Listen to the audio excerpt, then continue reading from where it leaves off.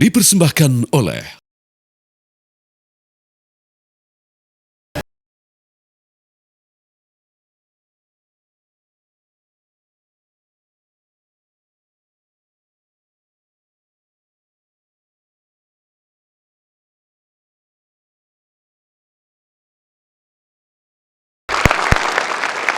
Selamat malam, selamat datang di Menuju Pemilu. Bersama saya Heri Hore yang akan mencairkan suasana malam ini. Tepuk tangan dulu buat kalian semuanya.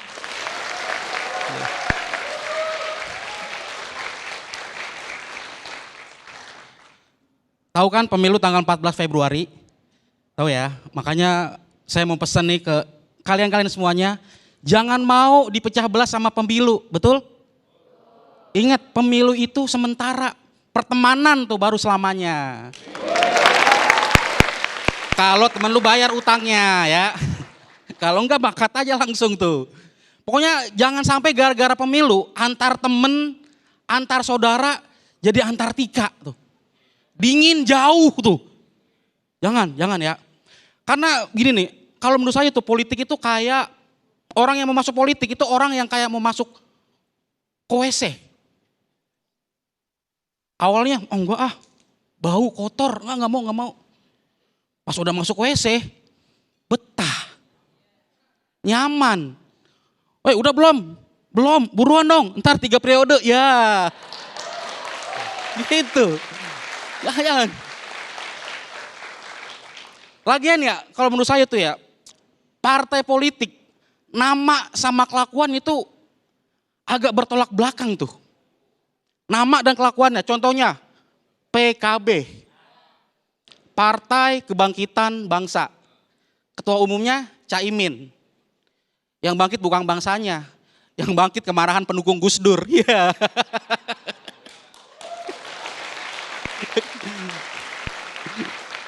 Ada lagi PAN, Partai Amanat Nasional. Itu isinya tuh artis-artis tuh.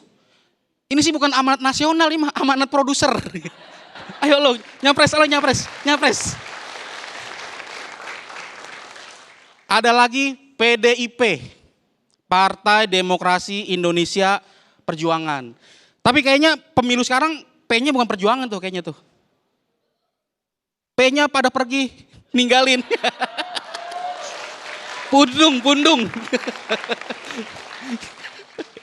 Aduh. Tapi kalau ngomongin PDIP ya, ini kebetulan rumah saya nih di Kebagusan. Itu tetangga banget sama rumah Megawati kan. Ibu Megawati dekat banget. Saya tuh sama rumah Ibu Megawati tuh beda 3 rumah dah. Ini rumah Ibu Megawati. Ini hutan 1 hektar. Hutan lagi. Oh dekat banget dah, dekat banget. Ini saking dekatnya, kalau saya lagi mau berangkat kerja nih, Bu Mega negor tuh. Mampir.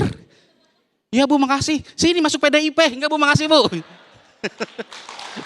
Tuh, dekat tuh. Ada lagi yang namanya kocak nih.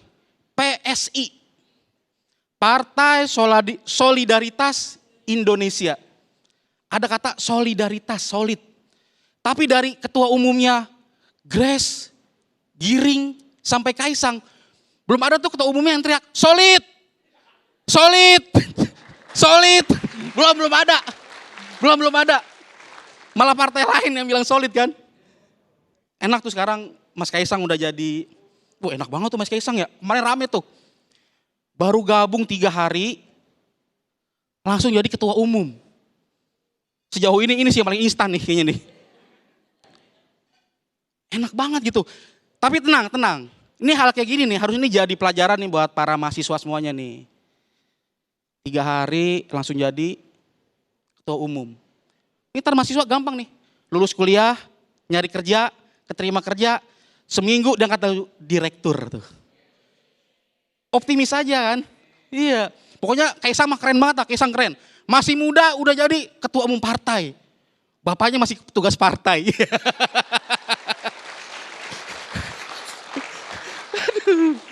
Keren lah pokoknya Mas Kaisang mah ya. Kemarin juga rame-rame tentang apa? Mahkamah Konstitusi. Wah kacau tuh. Bisa gitu ya, maksudnya ngerubah peraturan gitu. Jadi lucu banget gitu jadinya. Kita tuh ngeliatnya jadi lucu gitu. Tahu nggak ini saking lucunya nih ya. orang tuh ketawa bukan WK, bukan. MK, Pak, gitu. Selamat malam, Hore. Terima kasih semuanya teman-teman. Aduh. Tepuk tangan sekali lagi Heri Hore. Tunggu. Tunggu. Deg-degan nggak? Mau nangis. Itu lihat tuh muka-mukanya orang partai semua tuh di depan. Minta maaf lu sana, minta maaf. Langsung dicatat sama Gus Coy. Tapi saya mau ini ya, yang di depan ini atau semua yang mahasiswa yang hadir di sini, satu kalimat aja. Yang tadi disampaikan, nggak bahaya tah? Waduh. Oke. Ya udah, ini Heri Hore malam ini di menuju pemilu ya. Terima kasih lo sudah hadir. Tapi Heri Hore nggak cuma jadi stand up malam hari ini. Iya katanya ya. Bisa juga duduk bersama narasumber kita juga sebagai panelis pada malam hari ini. Kenapa Heri Hore? Kan lebih kompeten. Waduh. Karena maaf. kita harus jelasin. Karena menurut saya dia mirip dengan Ferry Amsari. Saya kira Ferry Amsari tadi mendampingi Uceng. Enggak, ini kita Sudah diwakili oleh Zainal Arifin Muchtar. Kita mau menghadirkan ini suara-suara anak muda kan nanti tuh paling besar tuh menjelang Pilpres nanti. Gen milenial, Gen Z itu katanya 56 ya? persen. Iya, pemilih pemula juga di sana. Jadi mewakili suara anak muda. Kita persilakan dulu duduk di sana. Silakan. Oke, sambil kita juga mau perkenalkan satu persatu para panelis kita. Heri Hore sudah kita perkenalkan dan kau tadi sudah mendengar juga suara dari Muhammad Kodari. Selamat malam Bang Kodari. Dan di samping Bang Kodari juga ada Zainal Arifin Muchtar. Selamat malam Bang Uceng. Selamat malam. Sehat ya semuanya ya, alhamdulillah. Oke, dan yang pasti kita berdua, saya Dwi Anggia dan Arif Fadil akan membawa menuju pemilu. Jadi kami akan mengabarkan, jangan lupa Anda putuskan. Ya, ini drama menuju pemilu pasca putusan MK hingga saling sindir antar partai politik. Masih terus berlangsung. Masih terus berlangsung. Walaupun ini sebenarnya sudah diredam ya, kan kita ingat nih 3 pasangan udah nyalon ya. Sudah maju, ada pasangan Sudah Anies daftar Baswedan loh, sudah daftar, sama Muhaimin Iskandar, kemudian ada Ganjar Pranowo dan Mahfud MD. Kemudian ada Prabowo dan Gibran Raka Buming Raka. Oke. Dan dari ketiga pasangan ini malam ini kita hadirkan perwakilannya ya. Oke. Dari masing-masing kandidat ini kita panggil sekarang. Langsung kita undang Gus Coy, Bapak Effendi Khoiri, Effendi silakan. Khoiri, selamat malam. Assalamualaikum, Gus Coy. Kubu Anies Muhaimin Iskandar. Silakan Gus Coy, apa kabar Apa kabar? Gus? Assalamualaikum, Gus. Ya. Silakan Dan Gus. berikutnya Masinton Pasaribu, politisi PD Perjuangan. Silakan Bang.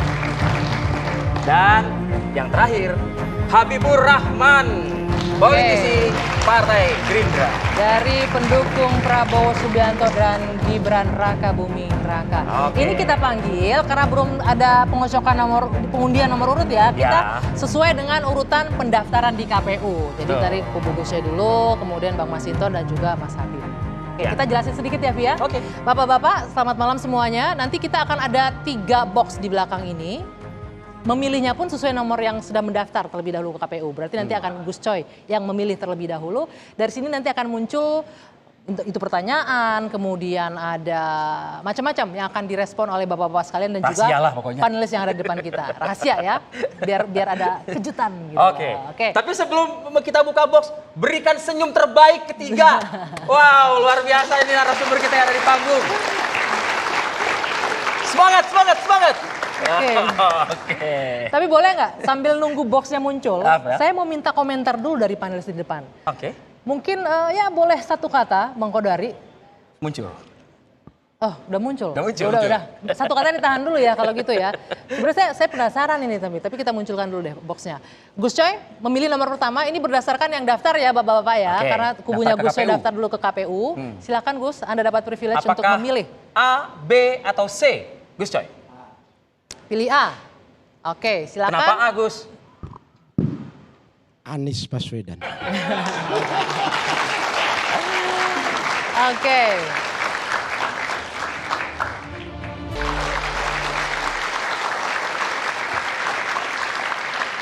Ini memang sudah keluar ya putusan yang kemarin ya. Kita akan meminta, walaupun Gus Coy yang milih, semuanya rata akan memberikan respon sedikit terkait dengan apa yang kita saksikan tadi mengenai kemarin putusan MK dan akhirnya MK juga memutuskan terhadap hakim yang menangani kasus itu. Silakan Gus Coy. Silakan ditanggapi. Yang milih sekaligus Yang menanggapi. menanggapi. Apa yang ditanggapi? Setiap orang pasti punya pendapat dengan apa yang terjadi kan Gus Coy belakangan ini. Bagaimana Anda melihat? Ya, yang pertama, Sebentar. Mohon maaf nih saya sangka sedikit. Pertanyaan kenapa menanggapi? Apakah karena selama beberapa pekan ini drama MK ini membuat Anda terlena menonton gitu ya? Seperti itu Gus? biasa aja. Biasa saja, silakan Gus. Kok gitu, Gus. Ini kan ada beberapa aspek, ada beberapa poin ya. Poin yang pertama mungkin terkait dengan putusan MK terkait dengan umur. Sebetulnya saya punya pendapat yang mungkin agak berbeda dengan pada umumnya. Dalam konstitusi kita, orang punya hak pilih dan memilih itu usia 17 tahun. Atau yang pernah menikah atau menikah. Logisnya atau konsekuensi berikutnya, ketika dia punya hak pilih dan hak memilih, maka dia berarti bebas untuk mau mencalonkan diri sebagai presiden, wakil presiden, bupati, gubernur dan seterusnya. Oke. Dapat pejabat publik. Ini tidak harus dikaitkan dengan Gibran. Oke. Tidak harus dikaitkan dengan kasus Gibran. Jadi sesungguhnya menurut saya dalil dasarnya itu. Adapun kemudian proses berikutnya, dia ketika tampil itu rakyat mau memilih apa tidak, itu terserah rakyat. Dia dinilai sudah layak, sudah pantas, nah, itu terserah rakyat. Nah, berikutnya adalah mungkin terkait dengan norma formal dan etis. Etis apa tidak? Misalnya presiden sedang menjabat, kemudian anaknya dipersilahkan atau bahkan kemungkinan juga didukung kita, wallahu alam, ya. Itu terlepas dari soal umur. Menurut saya, meskipun secara yuridis boleh, secara aturan boleh, tetapi mungkin secara common sense publik, norma tradisi atau di hati rakyat, di hati publik, pantas apa tidak, itu mungkin menyangkut etika. Itu menurut saya kurang istilah Jawanya itu kurang elok. Idealnya ketika kita jadi mahasiswa, kita berwacana di kampus, berwacana di organisasi, dan kemudian itu kita gerakkan gelombang itu melalui gerakan 98, bahwa kita tidak mau di Republik ini pemimpin itu melakukan KKN, korupsi, kolusi, nepotisme. Ini menurut saya ada kontra yang luar biasa terhadap perjuangan mahasiswa pada tahun 98. Loh, emangnya kondisi itu terjadi sekarang Gus Coy, Anda melihat? Iya, menurut saya iyalah. Bapaknya presiden, anaknya jadi ini, dijadikan wali kota. Itu secara hukum oke lah. Tapi dalam hidup ini kan tidak hanya pegang hukum, norma, tapi juga pantas apa tidak, patut apa tidak. Walaupun itu kan yang milih rakyat juga Gus, tidak ditentukan oleh bapaknya. Tapi kita sendiri punya kesadaran etis, punya kesadaran akhlak, punya kesadaran budaya, punya kesadaran, aduh ini kayak meskipun boleh tapi nggak pantas ini. Sudahlah, kita hindari. Ini demi kepentingan bangsa dan negara. Dan sebagai pemimpin bukan hanya dituntut melaksanakan norma-norma, tapi juga percontohan, uswah, contoh yang baik, menjadi teladan yang baik. Itu saya kira. Ya, nabi siapa saja yang diutus ke bumi ini, pertama yang harus ditampilkan ke umatnya adalah percontohan, contoh, teladan, uswah hasanah. Saya kira itu. Makasih. Ingin rasanya mungkin minta Bang Habibur Rahman ya menanggapi itu, tapi ditahan dulu Bang Habib juga Bang Masinton ya. Kita jeda dulu sejenak. Menuju pemilu 2024 kan kembali saat lagi.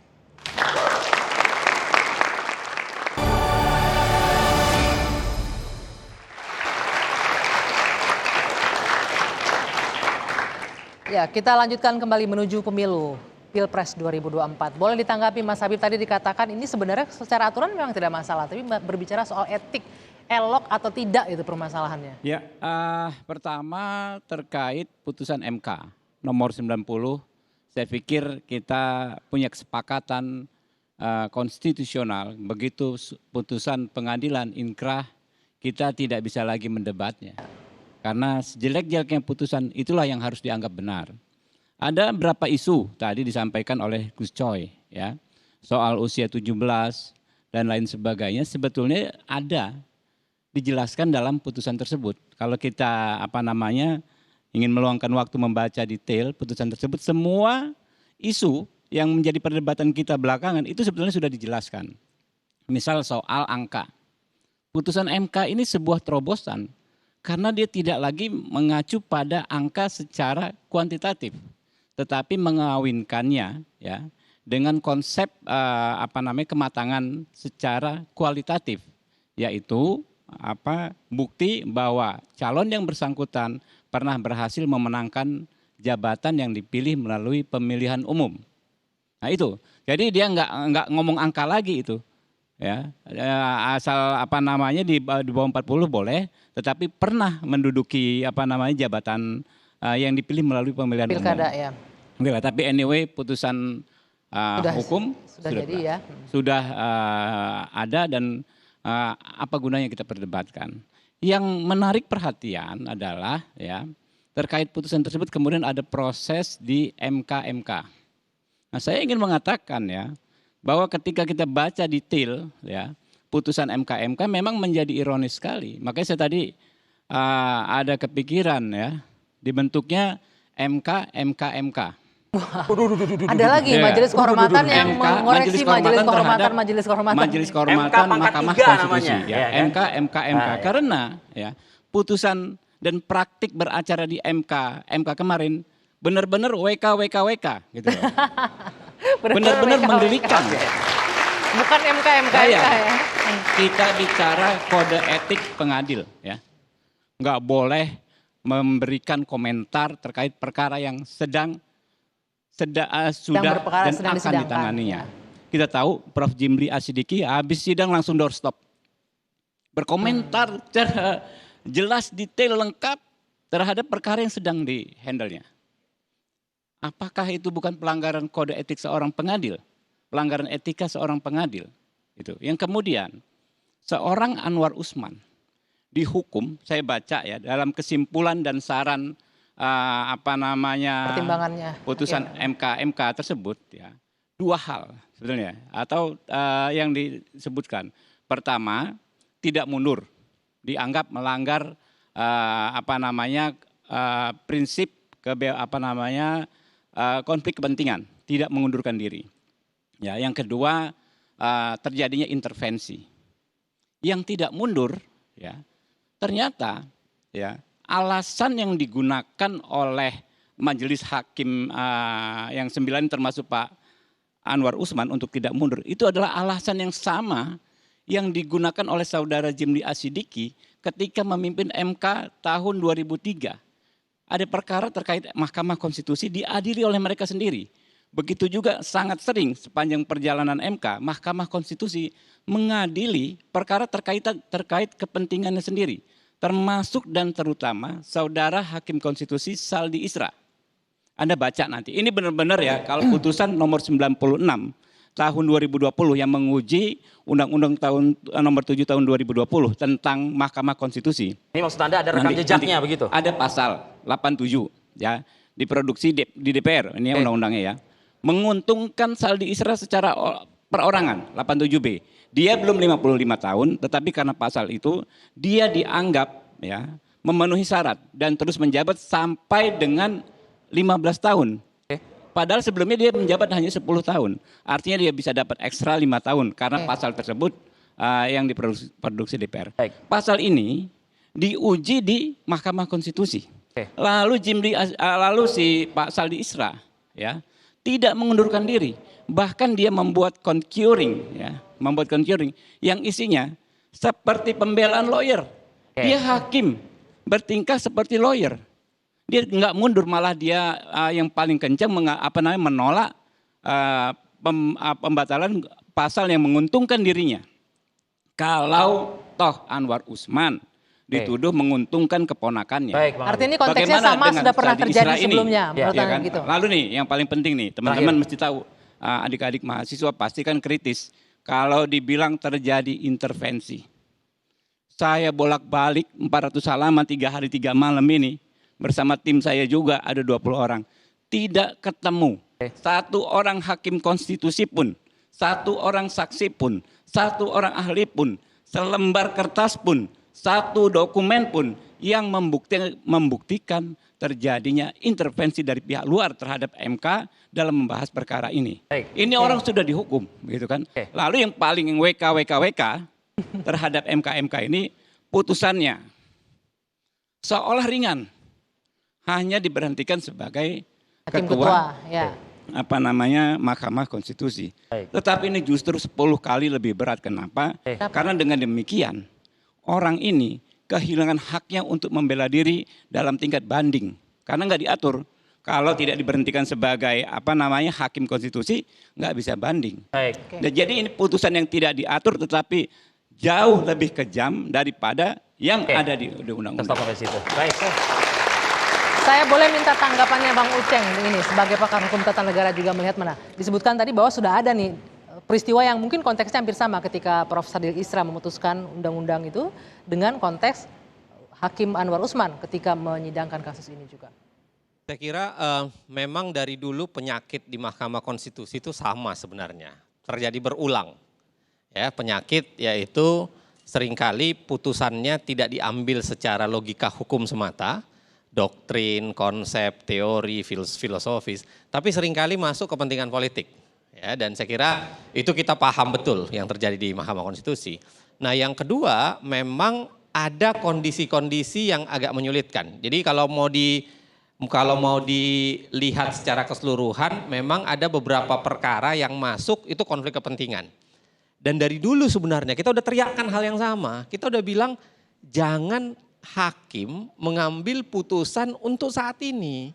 Lemparkan saja untuk berikutnya. Misalnya tadi yang disebutkan oleh Habibur Rahman. Harusnya putusan MK saat itu adalah memberlakukan putusannya bukan untuk hakim saat itu. Harusnya untuk hakim berikutnya, MK berikutnya. Sama misalnya dengan putusan 90. Kita kan sudah bilang bayangan kita harusnya putusan MK itu adalah memberlakukan itu jangan di pemilu 2024. Setelah pemilu 2029. Selalu begitu tuh. Nah tetapi ya biar bagaimanapun kan seringkali MK itu sendiri politis tadi itu. Politisnya itu. Nah makanya saya sebenarnya mau nitip pertanyaan nih kepada tiga panelis kita. Seberapa jauh tingkat kepercayaan mereka pada MK saat ini maupun ketika nanti akan memutus proses pengadilan pemilu di 2024. Karena itu akan sangat menentukan tuh bayangan saya tuh. Boleh direspon nggak itu Mas Habib? Seberapa jauh nih tingkat kepercayaan terhadap MK? Pertama ya soal momentum berlakunya putusan Mahkamah Konstitusi. Saya punya pendapat yang berbeda. Saya pikir ini lebih menarik didiskusikan. Ya, saya pikir ya keadilan yang ditunda adalah ketidakadilan. Oke, gugat permohonan ini saya mengatakan tadi mengambil contoh saudara Saldi Isra. Sebetulnya saya tidak ingin mengatakan saudara Saldi Isra salah, justru benar gitu loh. Karena itu saudara Anwar Usman tidak bisa dipersalahkan. Karena ada argumentasi bahwa putusan Mahkamah Konstitusi itu erga omnes, berlaku bagi semua sehingga ketika kita bicara berlaku bagi semua tidak ada dispute, tidak ada sengketa antar individu antar orang. Nah, kasus ini, perkara ini misalnya perkara orang, kelompok ya, kaum muda yang memperjuangkan haknya. Apakah dia maju sendiri, apakah ada representasi dalam Pilpres. Oke. Pertanyaan besarnya ya, apakah ada pihak yang dirugikan? Apakah ada pihak yang disakiti? Ya. Apakah ada pihak yang tidak bisa menjadi cawapres menggunakan haknya? Kalau gugatan ini dikabulkan, kalau anak muda boleh maju. Tapi pertanyaan yang sama juga, apakah ada yang diuntungkan? Bisa juga begitu kan ya? Pertanyaannya adalah, apa yang ditakuti? Apa yang dipersoalkan dengan majunya anak muda? Siapapun itu orangnya, gitu kan ya. Nah, kembali ke persoalan justice delay ya is injustice ya. Keadilan yang tertunda adalah ketidakadilan. Itu yang membuat semua putusan MK menurut saya memang harus berlaku saat itu juga. Gitu loh. Dan penting memang sesegera mungkin orang sudah bertahun-tahun, berbelas tahun, anak-anak muda ini kehilangan haknya. Ini ada momentum kenapa harus ditunda sampai pemilu berikutnya. Kalau ada pasal ya, ditunda karena semata-mata ada satu orang yang dianggap akan diuntungkan, misalnya itu namanya diskriminasi. Ya, itu namanya diskriminasi. Boleh nggak direspon karena undang-undang Instruksi. Ya, Ini kita ya, ngomongin, gimana Pak Harvey Maliholo? kita ngomongin drakornya kapan ya? Lu pada ngantuk noh, pada ngantuk tuh. Ngantuk gak? Ini kita udah ngomongin drakor sih. Bos, apa? Ini kita Saya lagi belum jawab diskusi, pertanyaan. ya. Pertanyaan percaya atau tidak. Ya, bagaimana tingkat kepercayaan Anda terhadap Ya. MK? Ya, kalau lihat situasi seperti ini, ya kan, ada MK itu kan terdiri dari 9 hakim konstitusi, ya kan ya. Ada Arif Hidayat. Saudara Arif Hidayat ini, teman-teman mungkin tahu lah. Ini kita mau 3 bedah kali. semua hakim 9 Ya, ini, bukan. durasi kita terbatas Bukan. ini di Bang Habib nih. Makanya saya ambil sampel aja. Oke. Sebutin sekalian Melanggar zodiaknya juga ya Bang. 3 kali, ya, melanggar kode etik, dihukum 3 kali. Bagaimana kita bisa percaya dengan orang seperti ini? Ya kan? Ya kalau secara keseluruhan tentu kita percaya. Kenapa? Ini lembaga negara. Bagaimanapun pemilihan hakimnya dan lain sebagainya melalui prosedur-prosedur. Oke, baik, Gitu. baik. Boleh. Intinya masih percaya ya. Boleh ditanggapi, boleh ditanggapi Gus. Baik. Masih Yang tengah percaya juga nggak? boleh loh. Dia masih nunggu. Gus, boleh ke atas sedikit Gus mainnya Zainal, Gus, ya. pegangnya. Ya, oke. Profesor. Ya. Kita punya lembaga negara, kita harapkan orang-orang yang duduk di sana selain memiliki pengetahuan di bidangnya, punya etika yang tinggi, juga sekaligus sikap kenegarawanan. Dalam konteks MK hari ini, jelas mereka telah diputus melanggar etika, bahkan ada yang berat. Pikiran saya, usul saya, karena rakyat saya kira sudah nyaris tidak percaya. Sementara kita ke depan ini akan menghadapi banyak hal yang harus ditangani oleh MK, maka MK yang sekarang ini sebaiknya dengan kesadaran kenegarawanannya, dengan hatinya, basyironya, ya. Jadi penglihatan batinnya ini, menurut saya mereka harus mundur semua demi kepentingan bangsa dan negara. Semuanya. Baik. Oke. Semua. Ya, oke. Tapi itu belum poinnya. terjawab. Masih percaya nggak Gus dengan Mahkamah Konstitusi tadi pertanyaannya? Lah ya. Bung Hussein? Karena sudah nggak dipercaya lagi kita. Oh, oke. nggak Oke, percaya, nggak jadi lebih dipercaya bagus berarti ya. mundur. Oke. Nah itu mungkin bagian dari pertobatan mereka. Oke. Oke. Bung Masinton. Ya, pertama, jadi politik itu bukan semata-mata jabatan dan kekuasaan. Ya. Politik itu adalah bagian dari komitmen kita membangun keadaban. Kalau politik dimaknai sekedar jabatan dan kekuasaan, hancurlah kita. Ya. Kenapa? Saya berkeyakinan sekali bahwa demokrasi ini harus bisa mendatangkan keadilan dan kesejahteraan.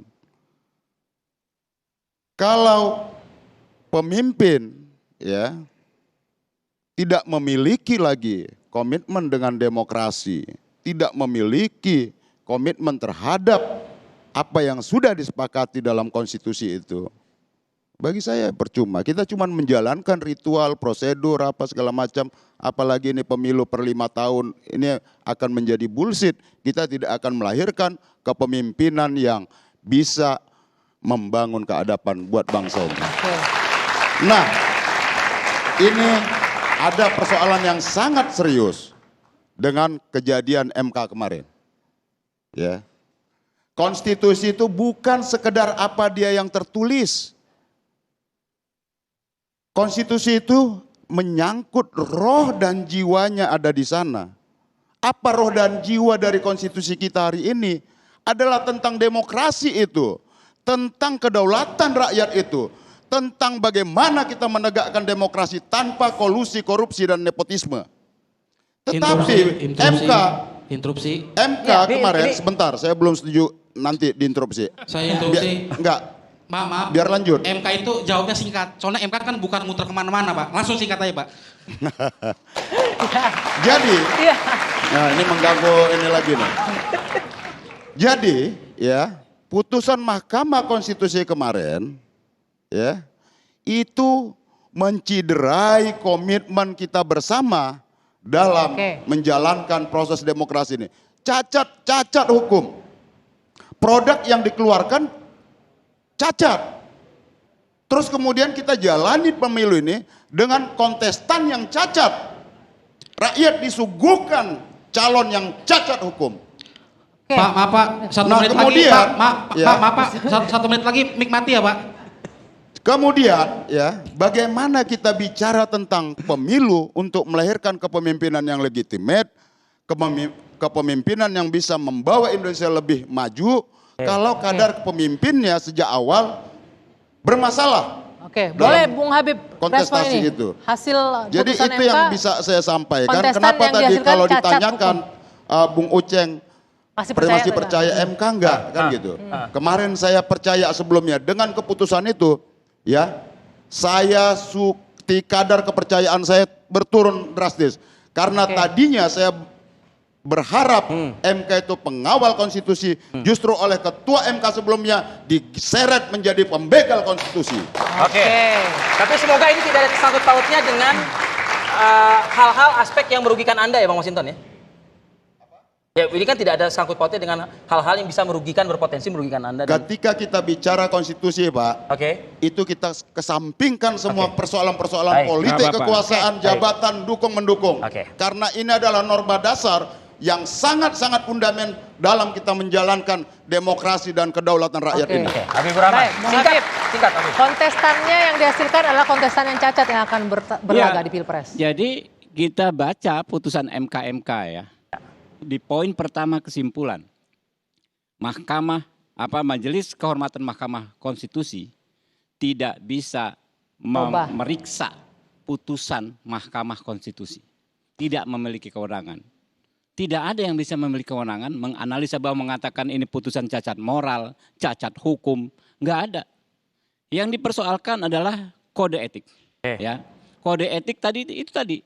Silahkan, walaupun disebut saudara Anwar Usman melanggar kode etik nomor sekian, tapi rakyat bisa melihat dengan proses beracara di MK yang WK tersebut, apakah secara substansi saudara Anwar Usman bisa dianggap benar-benar tidak beretika atau melanggar etika karena melaksanakan jurisprudensi yang sudah menjadi hukum dan sudah belasan kali dipraktekkan oleh hakim konstitusi lainnya. Kita pertanyakan ke publik, silahkan baca adik-adik mahasiswa baca putusan MK tersebut. Pasti nantinya WK. Oke. Bang Kodari juga ada tanggapan soal ini, ditahan dulu, kita jeda dulu Bang. Kita jeda dulu Bang. Oh, oke.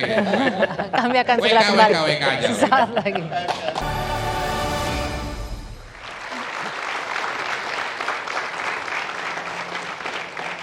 Kita lanjutkan kembali menuju pemilu. Saya langsung ke Bung Kodari. Tadi sudah menjelaskan bagaimana para narasumber mengelaborasi. Tadi juga saya menangkap tadi Bung Masinton sudah turun kadar kepercayaannya. Kalau Gus Coy sudah hilang itu kepercayaannya terhadap MK.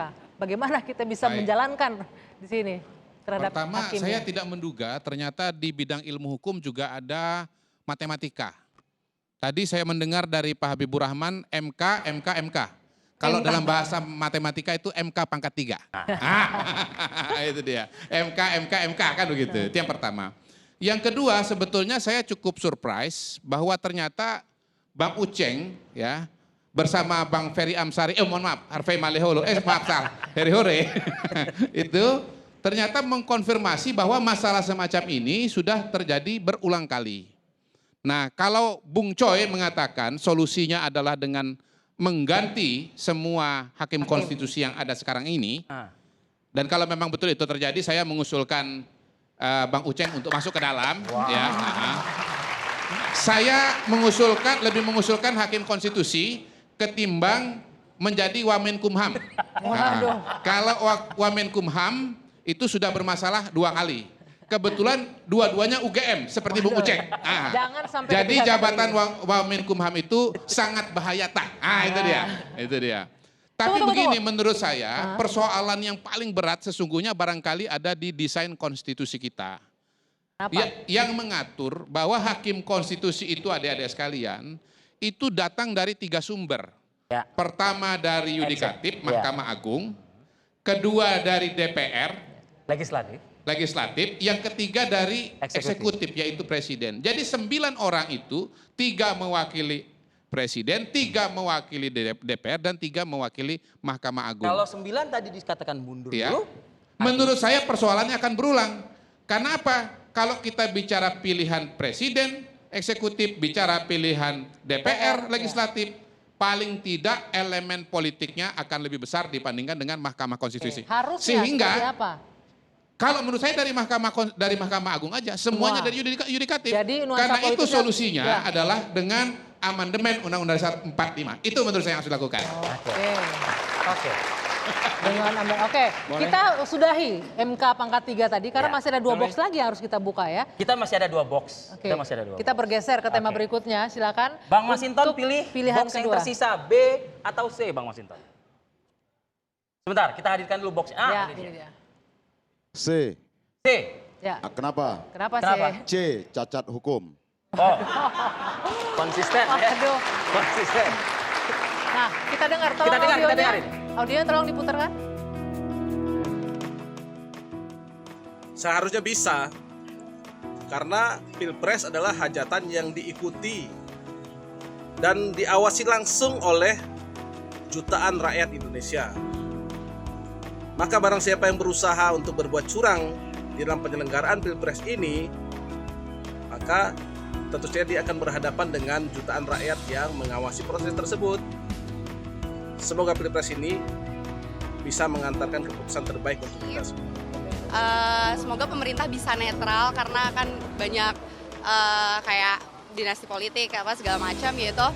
Semoga pemerintah bisa netral semuanya gitu. Itu harapan saya sebagai warga Indonesia.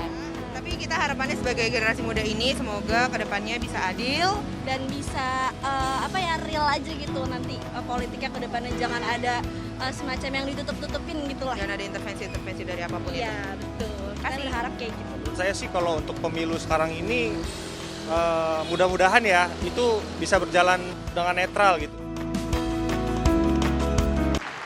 Ini kita mengumpulkan suara masyarakat, harapannya tentang Pilpres 2024. Karena Sebelum saya minta komentar Bang Masinton, saya ingin minta tadi Harvey Maliholo, Bung Heri Hore. Boleh menanggapi nggak? Menurut Anda, ini kita sudah mendengarkan suara anak-anak muda di luar. Anda mewakili anak muda yang ada di sini juga. Apa pendapatnya soal Pilpres? Bisakah berjalan dengan netral? Soal netral atau pilpresnya nih? Ya, Pilpresnya bisa tidak berjalan dengan netral. Suka netral. Kalau menurut saya yang mewakili para milenial dan Gen Z ini ya, untuk netral tuh kayaknya emang agak-agak susah tuh, serba salah soalnya. Kenapa? Situasi kayak gini kita jadi mau begini salah nih. Kenapa? Mau begini salah. Mau begini aja salah nih begini nih. Kan itu netral juga? Enggak? Ada lah lambangnya. Oh ada lambangnya. Istri saya kemarin ulang tahun kan. Nah. Saya kasih bunga mawar. Dituduh partai PSI. Jadi nggak bisa netral. Susah netral gitu. Tapi kalau menurut saya sih ya sebagai yang mewakili para Gen Z ini, bukan masalah ininya sih, bukan masalah siapa pilpres atau capresnya gitu, siapa capresnya. Lebih ke calegnya gitu.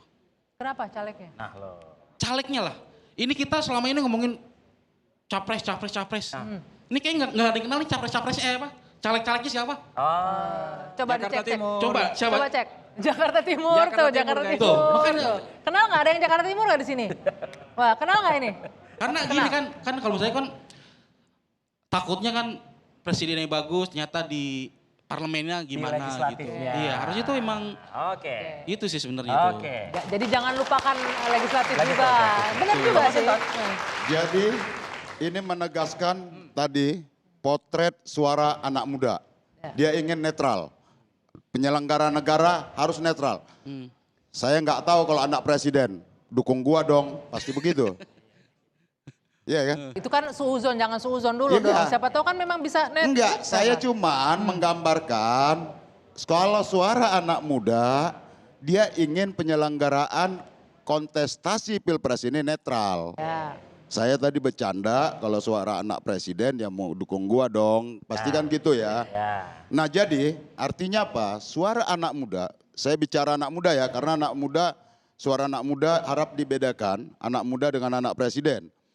Suara anak muda, ya, dia ingin pemilu ini berlangsung secara demokratis, ya, netral, dan tidak ada faktor tangan-tangan halus kekuasaan negara di sana, atau apalagi yang disebut dengan abuse of power itu, penyalahgunaan kewenangan kekuasaan tadi, maka ya anak-anak muda sesungguhnya menginginkan demokrasi ini berlangsung secara fair, jujur, adil, dan terpercaya. Kenapa?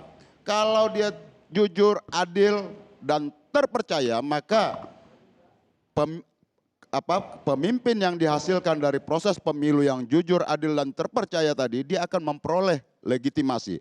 Tapi kalau pemimpin yang tidak lahir dari proses yang jujur dan adil, apalagi menggunakan tangan-tangan kekuasaan, saya yakin seyakin-yakinnya maka rakyat tidak akan menerima pemimpin yang cacat seperti itu. Ini lagi-lagi persoalan legitimasi di hadapan rakyat. Silakan. Interupsi. Ini tukang interupsi diinterupsi. Enggak, kayaknya kalau... Enggak, tapi sebelum interupsi pastikan itu mic-nya nyala ya, aman ya itu ya mic-nya ya. Oh dimatiin ya. Pokoknya sebagai anak muda sih ya, kayaknya yang penting nih para bapak-bapak yang mewakili kami ini anak muda, apalagi sekarang anak muda zamannya. juga, Bos. Hah? Kita anak muda semua ini. Anak muda. Kita sebagai yang mewakili Gen Z yang mana nih diisukan katanya mental health, sering overthinking, sering trauma. Nah makanya nih, tolong jangan bikin trauma gitu. Takutnya kita udah milih capek-capek, hasilnya kan nggak ada, kan itu masalahnya kan. Oh, hasil nggak ada dong hasilnya. Maksudnya nggak sesuai janji-janjinya, nggak sesuai ini. Kan akhirnya kan jadi trauma sendiri. Akhirnya pemilu besok, ngapain gue milih-milih. PHP gitu, itu sih intinya. Pokoknya kalau netral ataupun nggak netral, yang penting mah hasilnya lah. Oke. Kalau Bang Uceng tanggapan soal yang box B ini gimana? Soal netral ya, saya kira begini. Sebenarnya sekarang atau paling tidak 3 kandidat di depan ini kan potret yang cukup menarik ya. Tiga-tiganya 4 tahun adalah pendukung presiden mati-matian. Ya kan, paling tidak 4 tahun belakangan. Paling tidak 4 tahun belakangan. Tiba-tiba 2 diantaranya menjadi mu'alaf gitu. Berubah alah gitu. Itu kan menarik tuh. menjadi orang yang pengkritik. Jadi kita pasti bisa bertanya sebenarnya dari pengalaman 4 tahun selama ini plus barangkali pengalaman dukungan 5 tahun sebelumnya. 9 tahun bahkan. Bahkan ada yang 9 tahun kan. Masih percaya nggak sih bahwa presiden tetap akan netral atau tidak? Gitu kan? Saya ngomong dong. Dikit. Boleh. Jadi gini, konstitusi kita memungkinkan seorang presiden incumbent maju kembali sebagai calon presiden di pemilu berikutnya. Ya. Itu yang terjadi tahun 2019. Ini kalau soal pengalaman nih Pak Uceng nih ya. 2019 di mana Pak Jokowi maju kembali sebagai presiden incumbent. Mohon maaf, didukung abang kita Bang Masinton, ya kan? Didukung Bang Effendi juga. Pertanyaannya, apakah saat itu Pak Jokowi melakukan kecurangan? Karena semua ada di dia loh. Polisi. Kecuali Habib. Ya kan? Habib justru nggak ada tahun 2019. Ya makanya, polisi ada, ya kan? Kalau TNI ada. baca permohonannya Prabowo dulu, iya. Iya makanya. Melakukan kecurangan katanya waktu itu kan. Nanti dulu, ya kan? Jadi ya kita bisa berpendapat macam-macam, ya. Pada saat pemilu 2019 banyak termasuk saya yang mengatakan oh ini curang dan lain sebagainya. Tapi negara ini memfasilitasi semua penyelesaian perdebatan tersebut. Apa? Perangkat hukum. Ada yang namanya Bawaslu. Ada yang namanya Sentra Gakumdu, Sentra Penegakan Hukum Terpadu. Ada yang namanya KPU. ada yang namanya DKPP. Berperan itu semua? Ada yang namanya MK. Berperan itu semua? Berperan nggak berperan, tapi itulah yang ada bagi kita untuk menyelesaikan dispute. Ketika kami sudah menempuh semua, saya nih pengacaranya Pak Prabowo 2014, 2019. Ke Gakumdu sudah, ke KPU sudah, ke Bawaslu sudah, ya kan, ke MK sudah. Hasilnya memang kita tetap dinyatakan tidak belum menang, dan kecurangan yang kita dalilkan dianggap tidak cukup bukti untuk membuat kita menang. Kami berbesar hati untuk menerima. Itulah konsekuensi kita berbangsa. Dan di luar sana Anda menyebut gak cacat hukum seperti itu? Itulah konsekuensi. Anda menyebut seperti itu tidak? Iya, sebelum selesai semua. Ketika semua upaya sudah ditempuh. Anda sebut itu lagi? Oh iya dong, kita bilang ketika semua sudah ditempuh, kami harus menerima. Itulah yang menjadi entry point rekonsiliasi yang epik 2019. Di mana Pak Prabowo menunjukkan kebesaran hatinya. Daripada memimpin people power dan lain sebagainya, lebih baik dan ini pilihan yang terbaik buat bangsa. Kita terima situasi ini. Bentar, ini menarik nih. 2019 tadi disebutkan terjadilah rekonsiliasi yang epik itu. Dan sekarang terjadi pula perpisahan yang epik itu. Ya, kalau kita lihat ini dua-duanya mendukung tadi Bung Uceng bilang. Bagaimana? Ya, yang pertama soal netral. Saya kira ini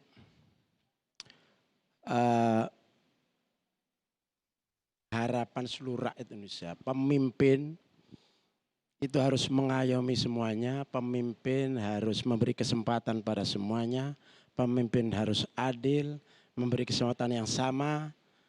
Kemudian setiap elemen-elemen yang terlibat di dalamnya, semua berada pada tupoksinya.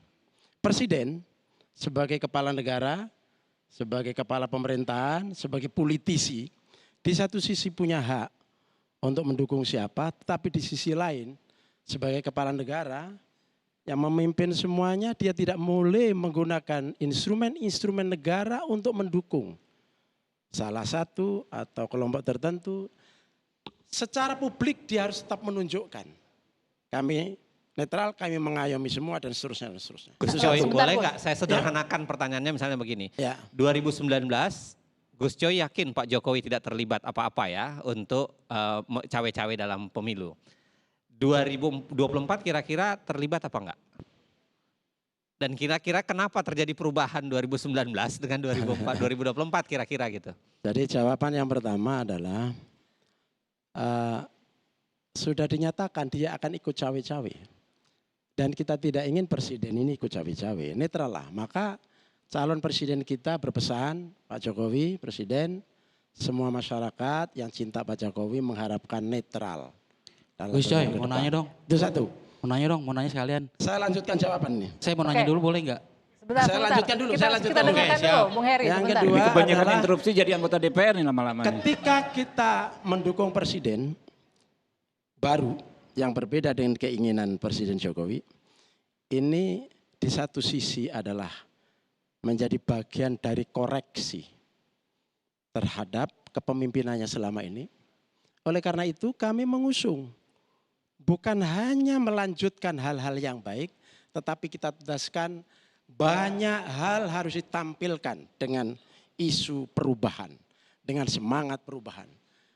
Nah, ini adalah bagian dari koreksi di satu sisi, tetapi di sisi lain kita melihat banyak hal ke depan ini harus banyak hal yang baru yang harus ditampilkan di Republik ini supaya Indonesia lebih dari apa yang dilakukan selama 10 tahun. Sebentar Gus Coy, sedikit. Sebentar. Pertanyaan boleh? Boleh ya? Boleh. Kalau netral itu ada batasnya nggak sih? Maksudnya kan ini kan kebetulan keluarga nih. Masa bapak nelpon anak nanti dibilang nggak netral atau batasnya tuh apa sih kalau kayak gitu tuh? Dalam bahasa lain netral adalah adil. Adil itu adalah menempatkan sesuatu pada tempatnya. Dalam bahasa sananya wad'u syai' fi mahalli. Menempatkan sesuatu pada tempat. Sebagai presiden, dia itu adalah pemimpin seluruh Indonesia, termasuk pemimpin calon-calon presiden yang ikut berkompetisi. Termasuk caleg-caleg dari berbagai partai politik. dia harus mengayomi semuanya. Dia Pertemuan meja bundar sudah dilakukan. Dia menggunakan kekuasaan harus rata kalau itu harus digunakan. Tidak boleh mengistimewakan salah satu calon, salah satu kelompok. Itu kan sudah dikatakan oleh Pak Presiden sebenarnya ketika di hadapan kepala daerah segala macam harus netral. Saya akan memantau ini yang nggak netral. Mudah-mudahan.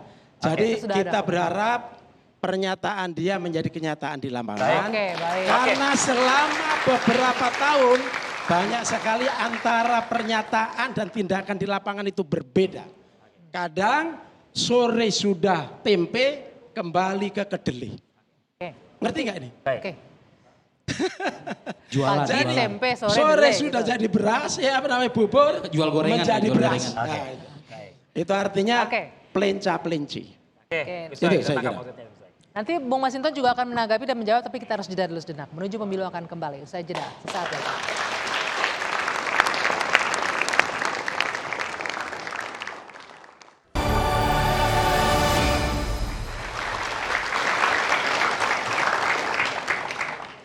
Ya, kita lanjutkan kembali menuju pemilu. Sekarang saya kasih kesempatan Bang Masinton untuk menanggapi tadi pertanyaannya Bang Uceng. Ini berkaitan dengan 2019 dan 2024. 2019 Anda jadi bagian di perahu yang sama dengan Pak Jokowi mendukung saat itu. Iya, ketika kita beberapa kali pemilu bareng sama Pak Jokowi. Dari mulai Pilkada Solo periode kedua beliau, Jakarta. Kemudian 2 kali Pilpres. Bagus semua. Kita tidak menggunakan cara-cara di luar nalar publik. Artinya tudingan kecurangan-kecurangan itu nggak ada ya? Pertanyaan Bang Uceng tadi artinya? Iya, kita tidak menggunakan cara-cara itu. Nah, yang menjadi pertanyaan publik saat ini, ya, ketika yang tadi disampaikan oleh Gus Coy, Presiden cawe-cawe itu di ujung jabatannya. Nah, cawe-cawe itu kemudian kita lihat ini masih pernyataan jauh hari. Cawe-cawe itu kan oke, belum ada kontestannya itu. Siapa. Tapi saya ingat waktu itu pernyataan cawe-cawenya kan lebih ke ini untuk penyelenggaraan Pilpres yang bagus. Cawe-cawe gitu kan, itu kemudian muncullah yang namanya persoalan di MK. Dengan kecacatan tadi itu syarat usia. Oke, ini kalau proses awalnya cacat, itu tadi potensi berikutnya akan ada kecacatan lain, cacat-cacat lain. Nah, yang sesungguhnya kita tidak kehendaki cacat-cacat berikutnya dalam penyelenggaraan pemilu kita nanti. Karena awalnya sudah melalui proses cacat ini. Tapi kan nggak bisa digeneralisir begitu Anda bilang ini akan selanjutnya akan seperti itu. Kan belum tentu juga akan seperti itu. Makanya sebelum itu terjadi kan harus kita antisipasi. Maka publik wajib mengingatkan terus. Sedikit. Tadi kita sudah diingatkan teman-teman yang muda-muda.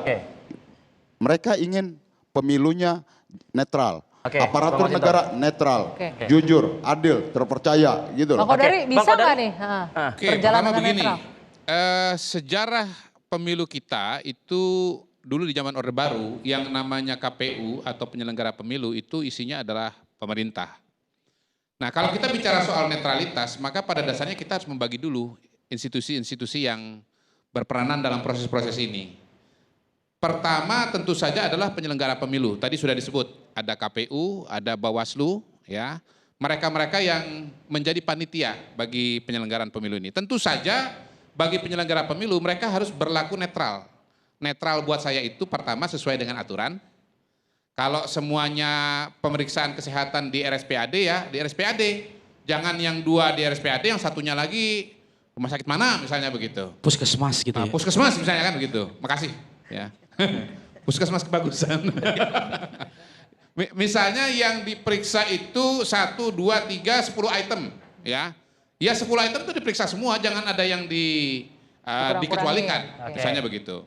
Jadi kalau kita bicara penyelenggara pemilu, saya hakul yakin pada hari ini penyelenggara pemilu kita itu relatif lah ya, sudah netral ya, KPU dan Bawaslu. Nah, mungkin yang dikhawatirkan itu berkaitan dengan institusi-institusi lain Misalnya? yang punya jaringan, yang punya sumber daya, gitu ya.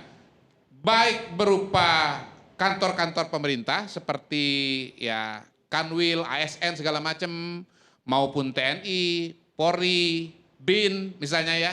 Semua itu juga diharapkan menjalankan peran sesuai dengan tupoksi masing-masing. Nah, terakhir kita bicara mengenai pihak-pihak yang sedang berkontestasi. Ada partai politik, ada calon presiden, ada caleg-caleg. Nah, mereka ini tentu para pihak yang berkepentingan atau berharap penyelenggara pemilu, pemerintah untuk bersikap sama, bersikap netral kepada masing-masing. Nah, apakah betul-betul nanti akan berjalan dengan sebaik-baiknya? Ya, kalau menurut saya sih pasti ada masalah. Politik itu seperti sepak bola. Nggak ada tuh yang namanya bawa bola terus begitu aja. Interupsi. Oke. Interupsi. Ya. Itu ketularan Mahasiswanya interupsi juga nih. Luar biasa, luar biasa. Siap. Gimana? Gimana? Tapi ini agak menarik loh, Bung Kodari sekarang Dari positif tadi banget. pendapat para anak muda yang ada di layar tersebut bahwa apakah pemilu bisa netral, ya dikatakan netral, sedangkan para instansi-instansi yang sudah berwenang itu udah memiliki jabatan, ya. Sedangkan apakah itu bakal bisa terjadi netral? Sedangkan itu sudah ada jabatan-jabatan politik lain di situ. Pasti akan ibaratnya membela anak buahnya lah, ketimbang dia harus netral. Padahal belum tentu anak buah itu bisa menjalankan kedepannya dengan sangat baik. Sekian. Oke, gitu. Terima kasih. Silakan ambil kekritisan. sepedanya. Silakan. Nggak, Ambil ini- sepedanya silakan. Ini kita menangkap kekritisan dari teman-teman mahasiswa ya, harus Iya, iya. direspon juga. Iya.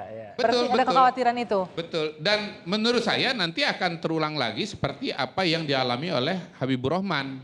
Hanya nanti akan tukar tempat kan. Ya, jadi posisinya. Apa tuh maksudnya itu? Dialami saya. Nanti misalnya Pak Bib yang menang. Maka yang akan mengajukan gugatan adalah salah satu dari beliau berdua ini. Ya, Begitu. oke. Ya, baik dari kandidat. Dan minjam bahasanya Dan Habibur menunjukkan Rahman bahasanya di Habibur 2019. Rahman, Ya, begitu loh. kira-kira Jadi kan kalau kita lihat ini sekarang kan walaupun semuanya ada di dalam parlemen, ada dalam kabinet, tetapi sesungguhnya ini kan sudah mulai terjadi dinamika, terutama yang di tengah ya. Ganjar Pranowo menurut saya pada hari ini sudah berbau Baswedan. Ganjar Baswedan. Sementara Anies Pranowo. Gitu kira-kira. Aduh, coba yang di tengah direspon dulu. Apakah benar? Boleh. Sebentar Bang, ini nggak benar kayak ini? Anies Pranowo atau Ganjar Baswedan? Apa begitu? Ini Atau pengamat Cak ya? Mahmud. Cak Mahmud, pengamat melihat seperti itu.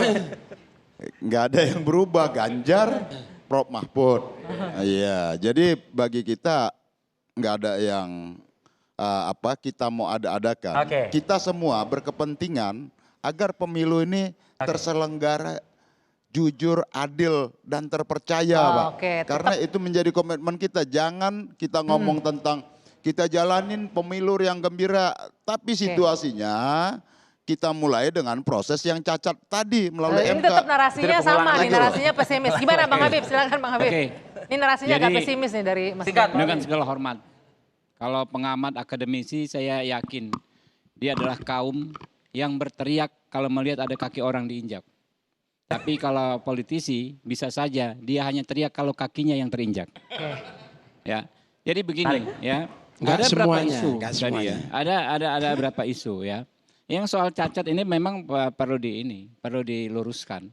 Tidak ada putusan sedikit pun dari MK yang menyatakan bahwa itu cacat hasilnya ya, karena tidak masuk substansi itu ya. Oke, baik. Jelas. Jadi ketika kita menjudge pemilu cacat, kita melihat abang kita Mas Sinton ini standing point-nya dari mana, gitu kan? Apakah karena ya kan benar-benar menganggap ini bermasalah atau enggak paham apa yang ditulis dalam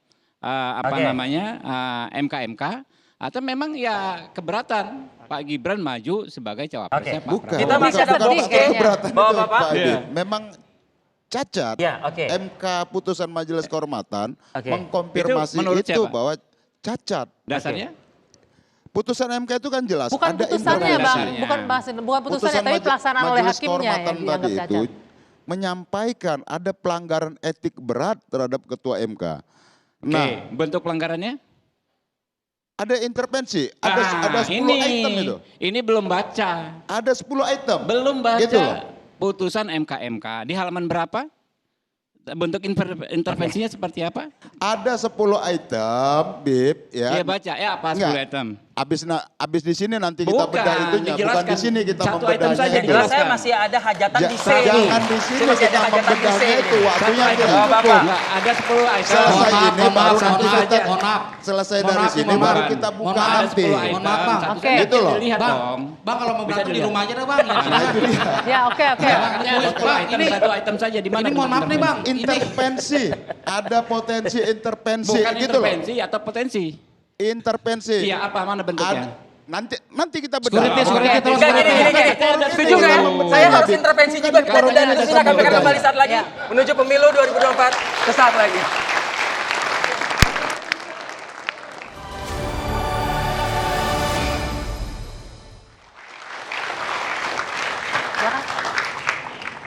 Oke, terima kasih Anda masih bersama kami di menuju pemilu 2024. Kita satu box ya, box lagi di Terakhir. B, Bang Habibur Rahman.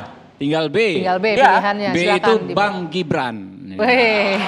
Jadi karena saya dari Jakarta Timur, dapil Jakarta Timur bukan Jadi, Mas, Bang. panggilan Bang Bukan Gibran. Bang Gibran, tapi Bang Habib tadi. Coba bisa Oh. diulang nggak? Wah, nama sendiri yang keluar.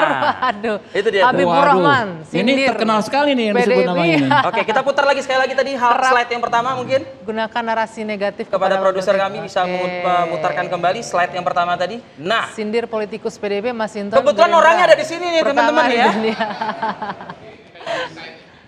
Oke, jadi kita lihat ini sebenarnya begini nih, memaknai dari berita yang ada ini, bahwa ini saling sindir antara kubunya Bang Habib dengan Ya. Bang Masinton. Padahal ini banyak masukan ke kita juga, terutama anak-anak muda.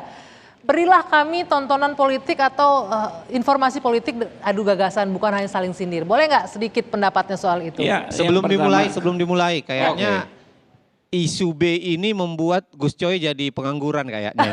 Menyaksikan. Nggak ngapa-ngapain dia. Kita tanya aja kalau gitu. Saya koreksi, bukan pengangguran.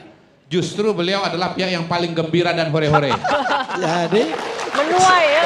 Saya bermanfaat. ya. Ini sudah apa? Gusto ini lagi memancing di air keruh. Istirahatkan diri untuk menikmati. Dan inilah momentum di mana Ganjar Baswedan tampil dan Anies Pranowo menikmati. Silakan Mas Habib. Jangan hanya Ya, saling itu sindir. realitas politik.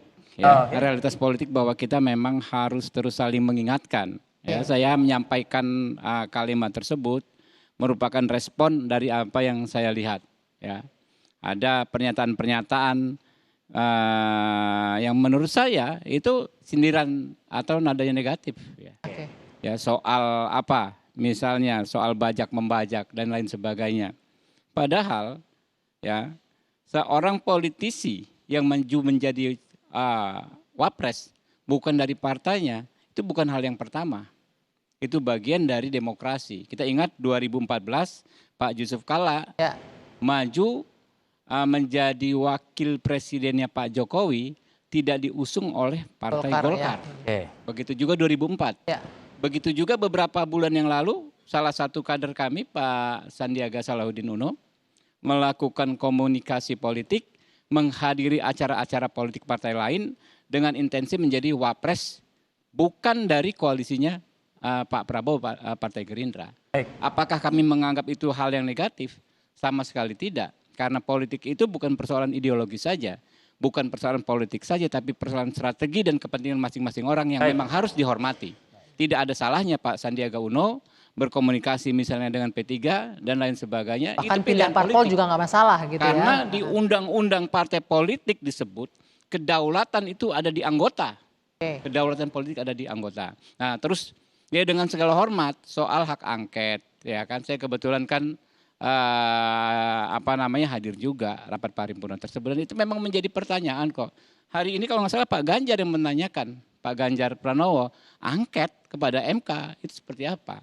Ya kan memang kita cabang kekuasaan ada 3, yudikatif, eksekutif, legislatif, di mana jelas-jelas superioritas yudikatif diagungkan dalam sistem kita. Ya jangankan angket, kita panggil saja nggak boleh. lembaga yudikatif tersebut, apalagi putusannya. Dan di Undang-Undang MD3 angket itu diperuntukkan untuk pemerintah atau kebijakannya ya, tidak memang bisa kalau untuk di undang-undang yudikatif. jelas hanya kepada pemerintah, tapi secara tidak azas, untuk lembaga yudikatif. ya, secara norma yang paling dasar memang angket itu ke pemerintah, bukan ke yudikatif. Politik itu gagasan, gitu loh. Jadi kritik dalam politik itu adalah bagian dari edukasi tadi. Jadi kita tidak boleh umpama sinis dengan kritik. Karena politik itu dia ya harus ada kritik, Pak. Harus ada perbedaan. Kalau malah seragam kita bingung. Nggak ada kontestasi ide, nggak ada kontestasi gagasan di sana. Maka contoh umpama kalau kita melihat dalam setiap event kontestasi apapun itu pasti bermunculan saling kritik, saling sindir, saling apa. Itu udah lazim di seluruh wilayah dunia yang menerapkan demokrasi model seperti kita begini juga.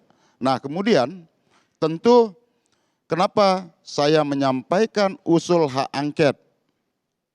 DPR memiliki hak pengawasan. Ada interpelasi bertanya kepada kebijakan pemerintah. Ada hak angket, investigasi atau penyelidikan terhadap pelaksanaan undang-undang dan atau kebijakan pemerintah. Ada tindak lanjut dari interpelasi dan angket tadi, hak menyatakan pendapat. Yang itu kemudian bisa berujung pada impeachment atau apa, nanti ke sana. Nah, kenapa saya menyampaikan hak angket itu, ya, kita tegaskan bahwa tidak ada satu cabang kekuasaan pun ya yang luput dari pengawasan DPR. Apakah lembaga yudikatif tidak boleh diangket? Boleh. Karena dia pelaksana undang-undang. Dia dibiayai oleh uang rakyat yang namanya APBN. Batasannya mana?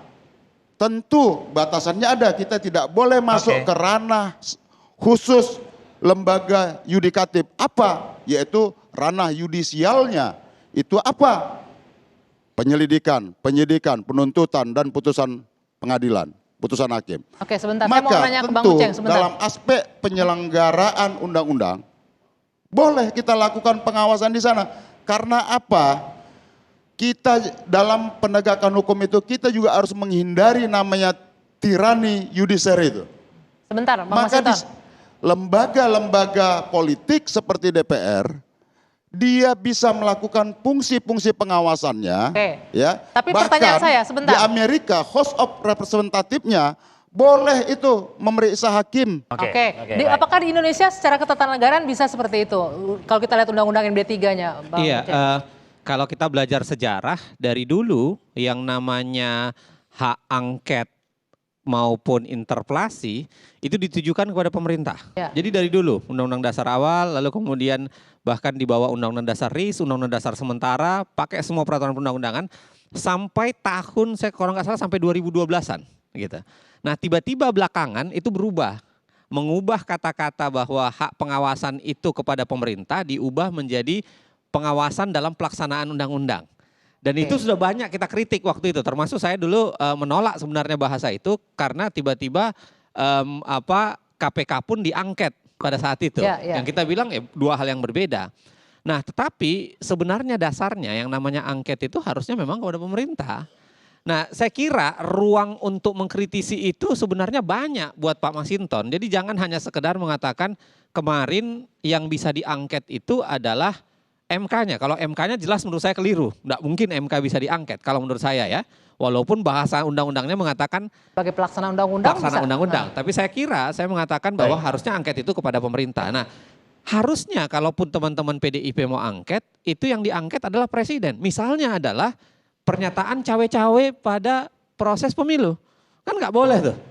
Cawe-cawe di proses pemilu itu kan nggak boleh. Apalagi ketika bicara di hadapan relawan seingat saya lalu mengatakan bahwa menggunakan aparat negara ya info intelijen untuk memantau soal partai-partai lain. Oh itu kan menjadi isunya menjadi besar sekali itu.